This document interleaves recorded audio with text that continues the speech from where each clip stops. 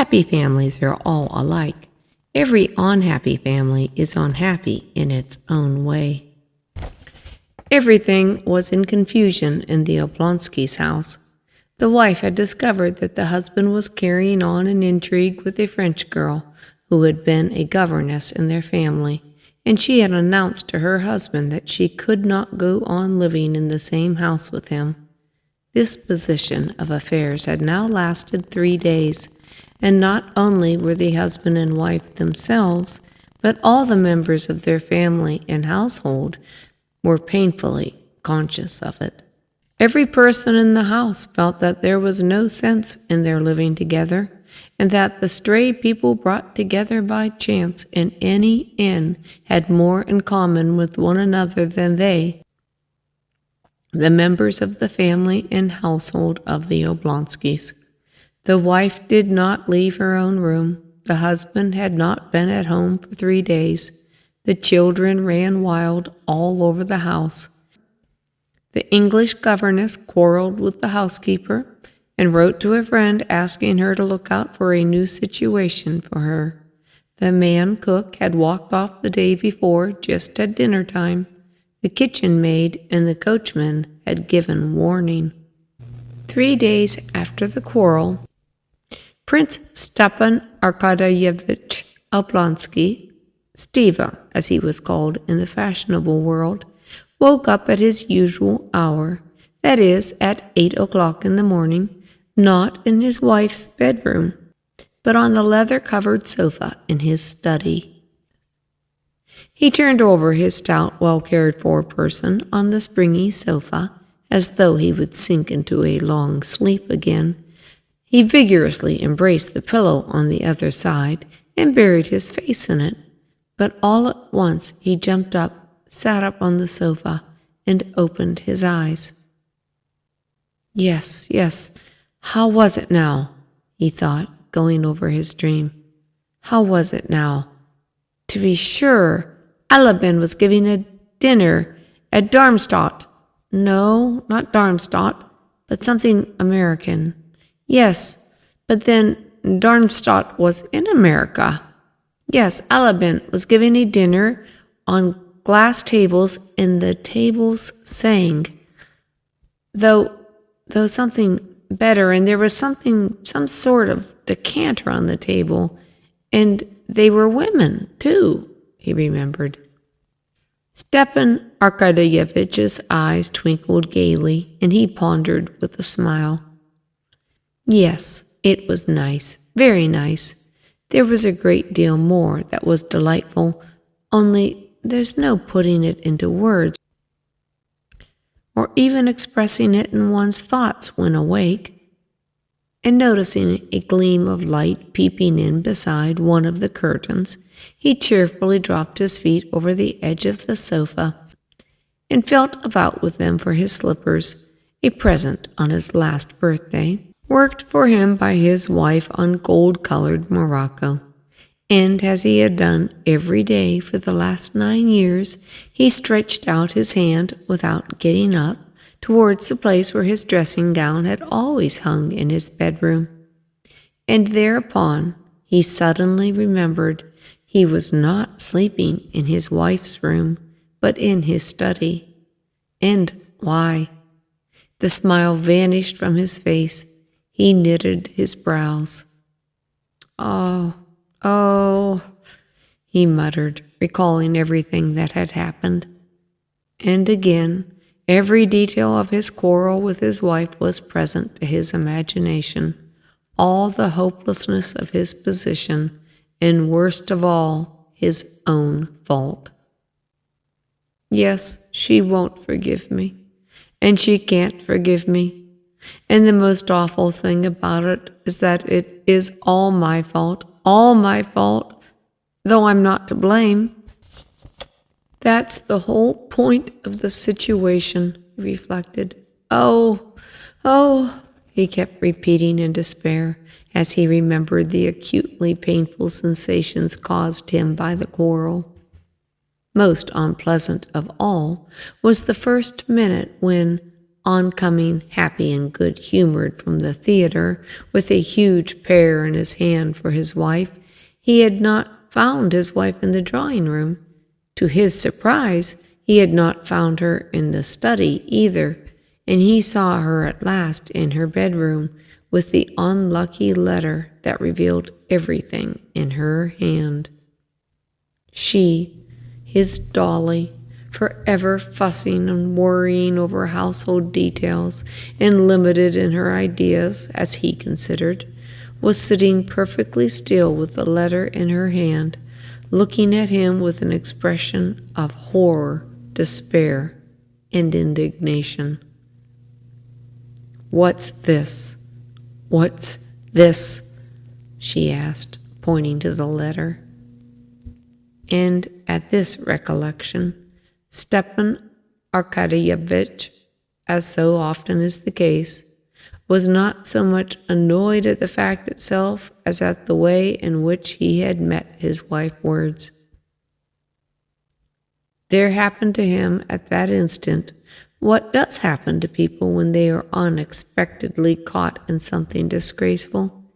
He did not succeed in adapting his face to the position in which he was placed towards his wife by the discovery of his fault.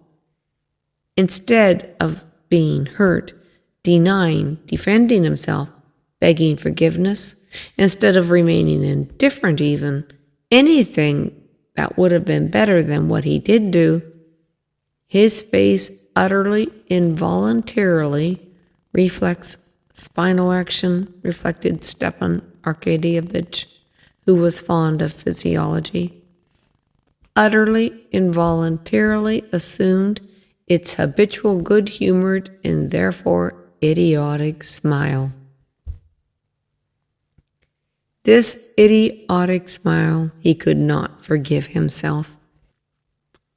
Catching sight of that smile, Dolly had shuddered as though in physical pain, broke out with her characteristic heat into a flood of cruel words, and rushed out of the room. Since then, she had refused to see her husband. "It's that idiotic smile that's to blame for all of it," thought Stepan. "But what's to be done? What's to be done?" he said to himself in despair, and he found no answer.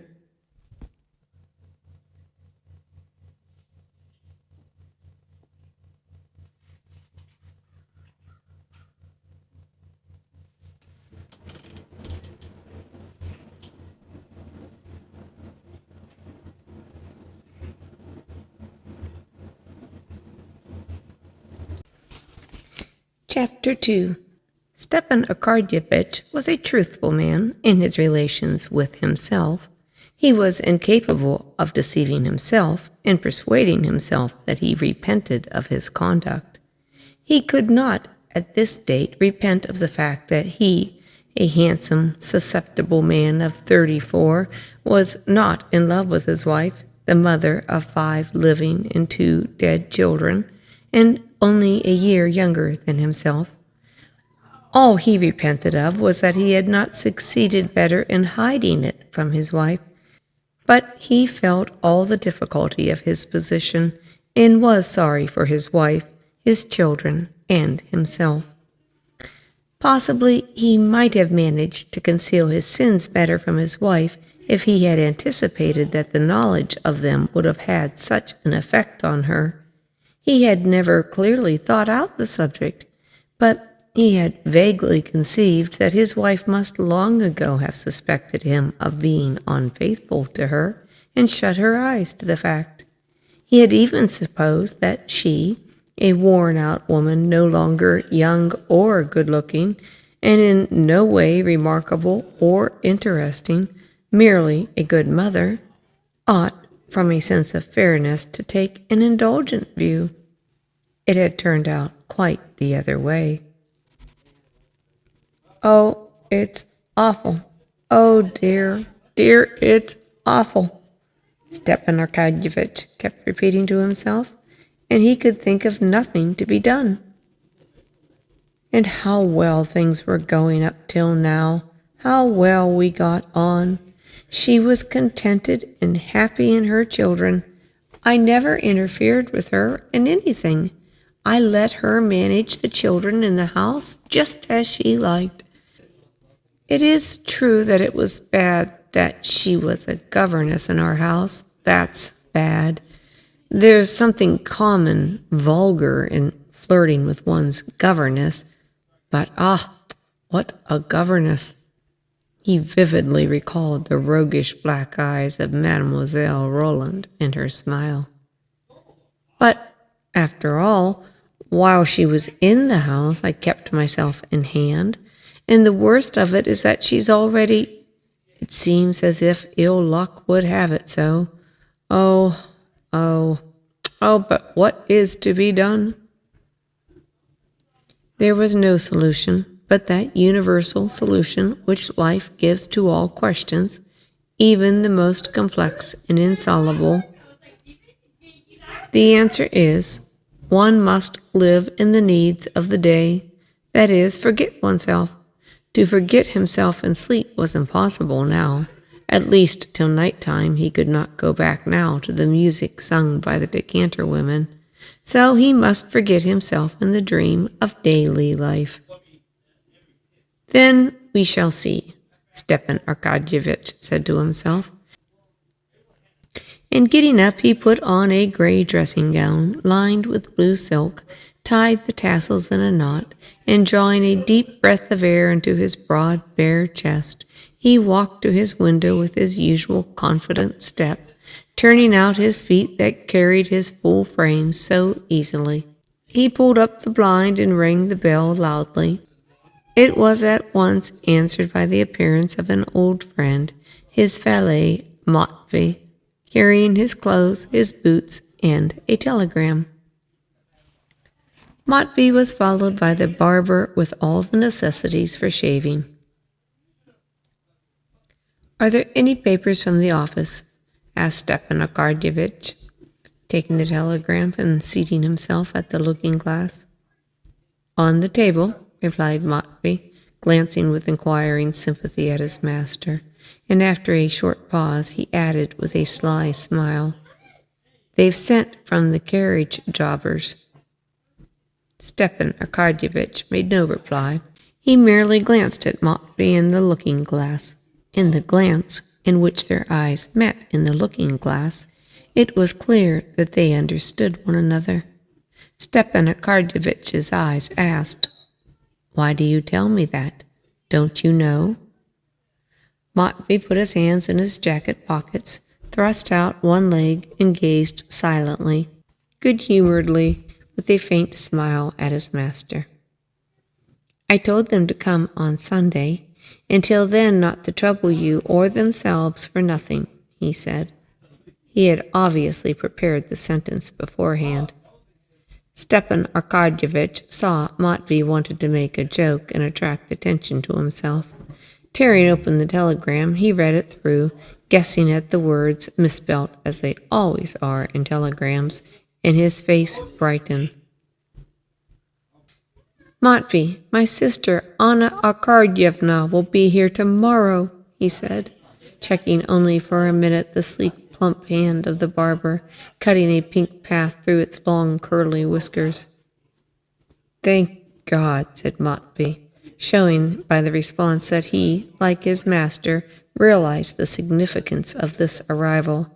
That is, Anna Arkadyevna, his sister he was so fond of, might bring about a reconciliation between husband and wife. "Alone or with her husband?" inquired Matvey. Stepan Arkadyevitch could not answer, as the barber was at work on his upper lip, and he raised one finger. Matvey nodded at the looking-glass. "Alone. Is the room to be got ready upstairs? Inform Darya Alexandrovna where she orders." "Darya Alexandrovna?" Matvey repeated, as though in doubt. "Yes, inform her. Here, take the telegram, give it to her, and then do what she tells you." "You want to try it on?" Matvey understood. but he only said, "Yes, sir." Stepan Arkadyevitch was already washed and combed and ready to be dressed when Matvey, stepping deliberately in his creaky boots, came back into the room with the telegram in his hand. The barber had gone. "Darya Alexandrovna told me to inform you that she is going away. Let him do, that is, you, do as he likes," he said, laughing only with his eyes, and putting his hands in his pockets. He watched his master with his head on one side. Stepan Arkadyevitch was silent for a moment. Then a good-humored and rather pitiful smile showed itself on his handsome face. "Well, Matvey," he said, shaking his head. "It's all right, sir. She will come round," said Matvey. "Come round?" "Yes, sir." "Do you think so? Who's here?" asked Stepan Arkadyevitch, hearing the rustle of a woman's dress at the door. "It's I," said a firm, pleasant woman's voice, and the stern, pock-marked face of Matrona Filimonovna, the nurse, was thrust in at the doorway. "Well, what is it, Matrona?" queried Stepan Arkadyevitch, going to her at the door.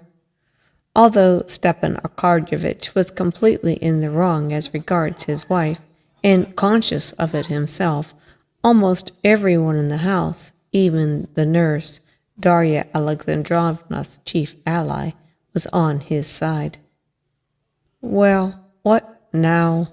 he asked, sadly. "Go to her, sir. Own your fault. Maybe God will aid you. She is suffering so. It is sad to see her. And besides, everything in the house is topsy-turvy. You must have pity, sir, on the children. Beg her forgiveness, sir. There's no help for it. One must take the consequences." "But she won't see me." "You do your part. God is merciful. Pray to God, sir. Pray to God." "Come, that'll do. You can go," said Stepan Arkadyevitch, blushing suddenly. "Well, now, dress me." He turned to Matvey and threw off his dressing gown decisively. Matvey was already holding up the shirt like a horse's collar, and blowing off some invisible speck, he slipped it on with obvious pleasure over the well-groomed body of his master.